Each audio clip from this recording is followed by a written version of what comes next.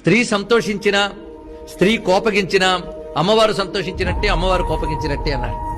అందులో స్త్రీ సంతోషిస్తే దేవతలు సంతోషించి వారి వంశాలను కాపాడతారట. స్త్రీ దుఃఖపడినా కోపగించుకున్నా దేవతలకు కోపం కలిగి వాళ్ళ వంశాలని దెబ్బతీస్తారని ధర్మశాస్త్రం చెప్తున్నది. దీన్ని బట్టి స్త్రీకి మన శాస్త్రంలో ఎంత మర్యాదనిచ్చారు, గౌరవాన్ని ఇచ్చారో చూడాలి. ఏ రూపంలో ఉన్నా స్త్రీ పూజ్యురాలే. అందుకే స్త్రీ స్వరూపము జన్మ నుంచి శుద్ధమే అని చెప్పారు. పురుషుడికైతే సంస్కారములు చేస్తేనే గాని శరీరానికి శుద్ధత్వం రాదట. స్త్రీ జన్మతః శుద్ధురాలే. అందుకే 2వ సంవత్సరం వచ్చిన దగ్గర నుంచే స్త్రీని పూజ్యురాలుగా మనం భావన చేస్తాం. అందుకు స్త్రీ మంగళ స్వరూపమే. అందుకు స్త్రీని ఏనాడో అవమానించరాదు, తక్కువగా చూడరాదు అని ధర్మశాస్త్రములన్నీ చెప్తున్నాయి. ఎందువల్ల? అమ్మవారి యొక్క విభూతి ఉంది స్త్రీలలో. ఇది దర్శించవలసిన విధానం. అంతేకాదు, స్త్రీలను అవమాన దృష్టితో చూసేవాడు, కాముక దృష్టితో చూసేవాడు శక్తి ఉపాసనలో పండలేడు అని శాక్తేయం పెద్ద హెచ్చరిక చేస్తుంది.